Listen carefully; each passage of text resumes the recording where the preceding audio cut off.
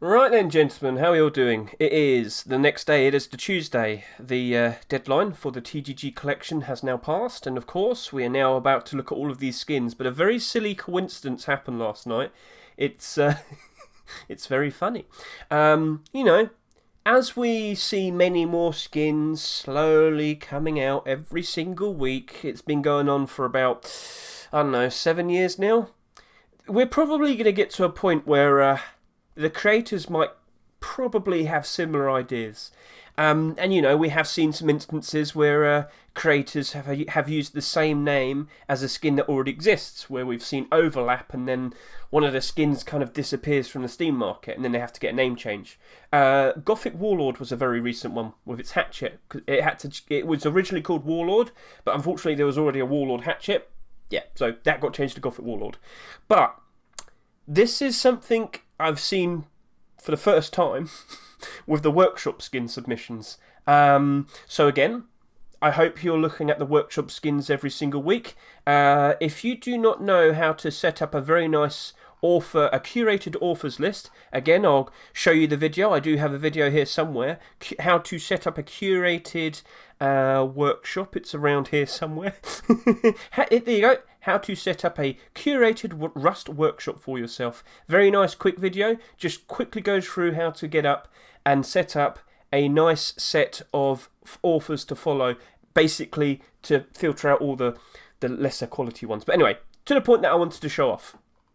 Last night, we saw a whole batch, much more bigger batch of skins appear. Yesterday, during my stream, the final point was around here, because of course I was very ecstatic to see a new pump shotgun skin. I mean, if you've seen my recent video, all the pump shotguns are pumping. But I was very happy to see someone actually putting up a pump shotgun skin. Now is the right time to start trying to get a pump shotgun skin accepted. But what happened last night, we saw like these appear and whatnot, but this appeared. Boris, I can't pronounce your other name, so Boris released the ghillie pants at midnight last night for me. That's midnight last night for me. He got this out. It's a very interesting idea. You know what? A ghillie suit in Rust? Perfect. Now, me and Mr. Micro, we have been debating whether Facepunch actually wants green skins in Rust at the moment. The last actual green skin to be accepted was Forest Raiders. There have been attempts by other people fairly recently to try and get more green armour and clothing accepted. They haven't been successful. Now, it's debatable whether they have the quality to get in, you know. One of them was the Emerald something set. That was about 3 months ago, so my apologies for not fully remembering the name. But it was a bit too shiny. It looked cool, but it was a bit too shiny, so I could accept that not being accepted. Then we had the Prince set. It was the something, I can't remember the name. We showed it off at the very end of the recent Saturday Skin Showcase video. It was the Prince set, and it has the mask with the weird, like, silly mouth. Some people like it. I kind of don't. That was also green. Hasn't been accepted so far. But here we see Mr. Boris trying to get in a ghillie suit. Very nice idea. Very cool. It's a very cool idea that Mr. Duck also thought of. So 20 minutes later, Mr. Duck gets his ghillie suit out. Now, just to point out, this is a coincidence, and I've made a bit of a joke about it, because this is, as you can see, Duck server, Rust skin making server. I should link that to my YouTube video when it's uploaded, so I'll link that. If you're curious about learning about making skins and whatnot, Duck has a wonderful server to help people get started, and if you want to learn, the more experienced things and whatnot, I'm sure they'll still pass on the information. Anyway, in the work in progress section over here, Mr. Duck, as of last night, just doing some final changes. Here we go, we can see, yeah, very nice. Just laying it all out, it's all good. An hour and a half later, he seems to be happy. Maybe he needed to do some final touches. Very nice, very nice. This is of a quality that we do want to see being introduced to Rust. And, yeah, Boris beaten by 20 minutes. And I was really happy to point it out. Coincidence? I think not. So yeah, that appeared last night. Very silly, very funny. But, you know, I did point this out, how this is likely going to be happening. Like, but we're not done. We're not done. No. We are not done, because there was another one. So yeah, congratulations there to Mr. Duck. If you like this, or if you like Boris's, remember to vote. Personally, I do want to see that. I'm on the wrong account. I'll do that in a second. There was another one.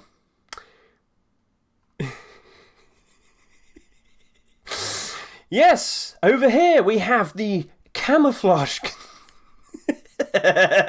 Sorry, but it's just really funny that I made a joke about how 2 people got it literally within 20 minutes, and then just a couple hours later, now we have Mishka's camouflage collection. Now let's also point this out again. Big coincidence, if you know. Mishka's the guy, the creator that's making all the camouflage doors. He's made the camouflage rugs. He recently made the camouflage doors. He's recently made an Arctic camouflage door. I'm hoping to see that. I'm of course hoping to see the garage door as well. But now he's decided that he wants to make a camouflage armor and clothing set. So he started off with a tier 2 armor, of course. But it's the third one of the same similar idea. It's the third one. So let's just kind of put these all together. Boris's, Duck's, and Mishka's. So I'm not sitting here picking favourites. They all did their own renditions, but it's really funny. It's really funny how they all came up with a very, very similar idea. Mostly Boris and Duck with the same name, the ghillie stuff, the ghillie clothing and the ghillie armour and whatnot. What happens if both of them get accepted? Now, just to point out, that very likely will not happen. Boris and Duck most likely will not have both of their skins accepted. If they do, that's going to be really weird. One of them would have to have a name change. Duck has ghillie suit and Boris only called it ghillie. But I'll be very honest with you. I wouldn't be surprised if Mishka potentially seals the deal, because he already has a well-established set with this armour. It could very likely happen. So, not a bad idea, but the timing is incredibly silly. So, I wonder if Camouflage set is still going to continue, because we've had the garage door in the workshop for a while, wasn't accepted, and then Complete the Sets appeared. And, well, will it appear for Complete the Sets? This Thursday, I'm still crossing my fingers and hoping we see that garage door being accepted. If not, you know, if it's just the Arctic door, I can accept it. I can accept just the Arctic door. But, will this be allowed? Because remember what I said. Facepunch has been fairly weird recently in regards to green skins and armour and clothing. Is it too pay to win? Forest Raiders gets bought out and is expensive for a reason, you know? There's a reason why that kilt's worth $15. Is it still worth $15? We'll show you.